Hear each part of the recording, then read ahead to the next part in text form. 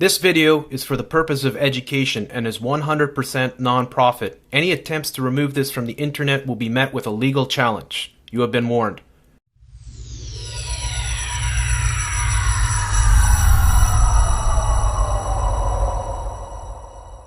Hi there everyone, how you doing? It's Jeff C. It is Monday, June the 9th, 2014. Is 2014 shaping up to be the year of the hoax? In fact, I said last year in my kind of end of the year story, one of my top stories was false flags, right? And I said, we've never seen so many. Well, boy, did I ever open my big mouth too quickly, because we can't even keep up with what is going on right now. And we're getting hit in multiple countries. So Canada just had their false flag here in Moncton, where 3 RCMP allegedly were murdered, right? So they got the whole country on this giant tear jerk fest, and everybody wants to hug a Mountie, right? Oh, the corporate media is playing out, you know, the harps and the tears, and, you know, showing all the images, and basically doing everything they can to sell the whole story to you, to convince you that it's really bad that you have guns, and, you know, it's a terrible thing, and lots of people are going to get killed because you want to keep your guns. So you shouldn't keep your guns. And in the United States, of course, they have been hammering at this for a very long time. Now, all of us who follow false flags are no doubt very, very, very familiar with Eric Holder, the former Attorney General of the United States, who came out with his plan there back in the 90s, where he said you had to brainwash people, right?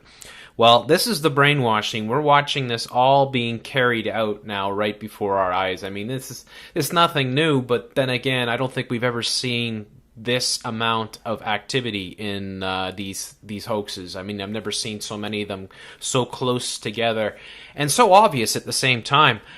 So here now, I'm looking at this thing called MSNBC. For those of you who don't know, MSNBC stands for Microsoft National Broadcast Corporation. Yes, they took the old NBC and mixed it with Microsoft and made something just even 100 times worse, right? It's just unbelievable how awful the corporate media is, in particular this particular station. So we're going to listen into this thing called Reverend Al Sharpton. I'm sure you're familiar with him.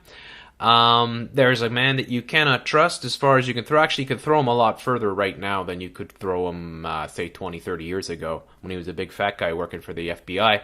But let's listen into this sock puppet for the Microsoft Corporation here. Give you the latest Joker. Oh, we've seen them before. Now to that shocking murder-suicide in Las Vegas that left 5 people dead, including 2 police officers. The shooting began at a pizza restaurant just before noon on Sunday. A man and a woman ambushed 2 veteran police officers having lunch. Both officers were shot at point-blank range. Next, witnesses say the suspects took the police officers' guns and ammunition and walked across the street. Just inside the front door of a Walmart, they killed another man. Witnesses say the couple were yelling about revolution. They were screaming that a revolution has begun and, get out the store. At first I heard a couple like a firecracker type of sound, so we all ducked down behind machinery. Next thing I know, right behind me, the shooter had a bigger caliber gun, and kept shooting and shooting. So first it sounds like firecrackers, then the shooter just is magically behind him, and he had a bigger caliber gun. Yeah, okay, tell us, buddy. Shooting, hollering about freedom. Freedom? As Revolution. officers rushed in, there was a brief gun battle before, according to police, the woman shot the man, then turned the gun on herself. And today we're learning more on the background of the alleged shooters. The couple are husband and wife, Jared and Amanda Miller.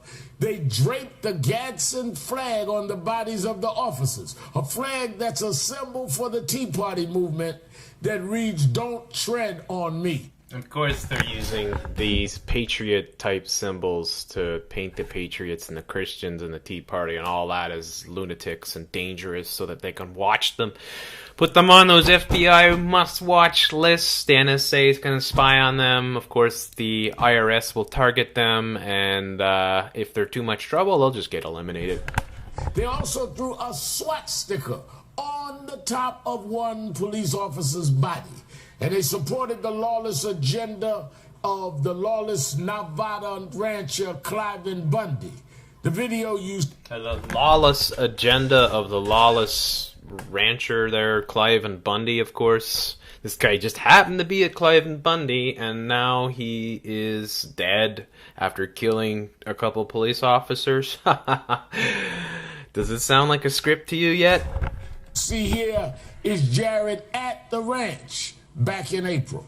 The couple was also known to dress up as Batman characters, the Joker and Harley Quinn. Funny, we keep running into this Joker all the time, right? Pops up everywhere. Kill-Am, the Joker, right? Boston Bombing, the Joker. James Holmes, the Joker. Dressed as the Joker. You know what they're doing. You know what they're up to. In his last Facebook post before Sunday's fatal shooting, Jared wrote, quote, "The dawn of a new day, may all of our coming sacrifices be worth it." Joining me now is NBC's Jay Gray, who's in front of that Walmart in Las Vegas. Look at his expression. Of the Southern Poverty Law Center, which tracks hate groups. Oh, yeah. Thank you both for being here. Thanks for having me. Be quick with her. She needs a candy bar. Jay Gray, let me go to you. What can you tell us about this couple? What are police saying? Yeah, let's start with what you were talking about initially, Reverend Sharpton. It started in a pizza restaurant just around the corner from where we're standing right now. Ended up in the Walmart just behind me. 5 people dead, including that young couple, the Millers. And police saying today that they have little question this killing spree was motivated by their, quote, anti-government and racist beliefs. This is something that they had talked about since moving here to Las Vegas in January. The apartment they were living in at the time of the shooting, they had been there since February, and neighbors there said they were quiet, rather reserved, but when they did speak, they spoke about hating the government, wanting to kill police officers, and that they routinely walked around with guns drawn, Right? They hated the government. They routinely talked about killing police because that's what you would do, right? If I walked down the street and I said to my neighbor, I said, I'm gonna go kill some police, or I'm really thinking about killing some police. How long do you think it would take for that neighbor to pick up the phone and call the police? I mean, it would be as soon as I was out of earshot. It's so ridiculous. Guns out in the open here. We know that Jared did have some problems with the law before, convicted felon. One of those crimes, auto theft in Washington State. And you talked about his time on the Bundy Ranch. I can tell you this. He was kicked out by the militia there because they had problems with his beliefs and his criminal background, Reverend Sharpton. So didn't even fit in there and came to Las Vegas following that. Now let me follow up with that. Jared went to the Cliven Bundy Ranch and was interviewed by a local NBC reporter. Watch this. I feel sorry for any federal agents that want to come in here and try to push us around or anything like that. I really don't want violence toward them, but if they're gonna come bring violence to us, well, if that's the language they want to speak, we'll learn it. Yep. I gotta paint all those patriots as troublemakers. They're ready to kill cops. They're dangerous. These are the people that shouldn't have guns. It's just so convenient that this guy just happened to be at Cliven Bundy's ranch. And then a couple months later, guess what? He's shooting cops. You can't make this shit up. Now, Heidi, obviously you can't say everybody at the Bundy Ranch is going to be an alleged murderer, but it's interesting to see Jared there. What does this tell you about this movement? Well, look, this movement's rhetoric is so... Go ahead, Heidi. This movement's rhetoric is so extreme in terms of hatred of police, federal officials, the entire government apparatus, the Obama administration, etc., that it's not surprising to see somebody like that, like Miller, making these basic threats towards law enforcement. This is where this rhetoric leads to hatred of all those kinds of officials and often hatred of officials, hatred of the government, conspiracy theorists, people that are trouble. Yeah, the fat lady sings. Keep going there, Snicky. Violence. Now, NBC News caught up with Miller's neighbor today. Listen to what he had to say. After the Bundy thing going on over there, they went over there for a couple of days, and then they come back, and I guess after that, Jared became anti-government, anti-police. He was talking about killing cops. He didn't want nothing to do with the government. He had his wife quit her job that she's had for a while, and hell, he wouldn't even let her collect unemployment or food stamps or anything. So he's telling you about killing cops, and you didn't do anything about it? Right? I mean, seriously, if one of my friends said I'm gonna go kill some cops, believe me, I would do something about it, alright? Especially if I knew he had lots of guns or something like that. That's why this thing is such utter bullshit. They do the double speak to us all the time. They think they can get away with it.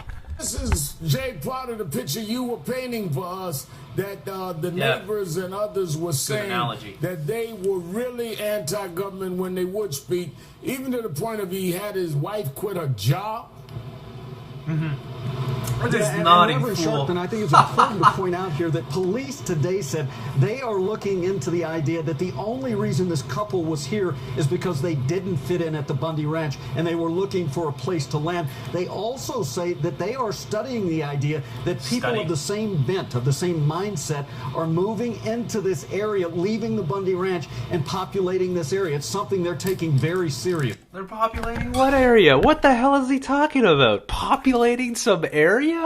They're leaving the Bundy Ranch. So the radicals of those people are radicals, right? The Bundy Ranch, they're all a bunch of radicals. But the radicals of those radicals are leaving the Bundy Ranch and they're populating. They're populating another. What are they populating? Walmart stores? Your fucking parking lot where you are?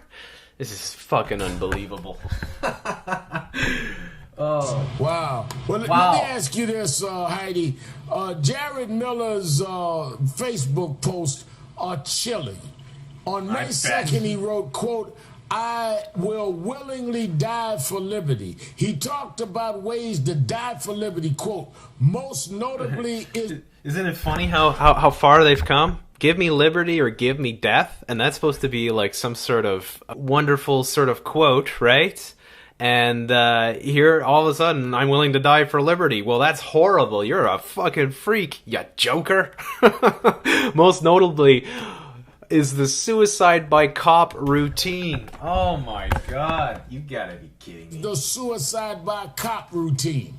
Later that month, he posted, quote, "about time to start killing cops." On his Facebook page. And just days before the shooting, he posted, quote, "to stop this oppression, I fear can only be accomplished with bloodshed." I mean, did police talk about this further? Is there any concern that it wasn't flagged here, Heidi, if these are things posted on a Facebook page? We gotta be able to I mean, I have some, real concerns about the amount of attention that's been being paid to people in this movement and to that kind of openly hostile rhetoric.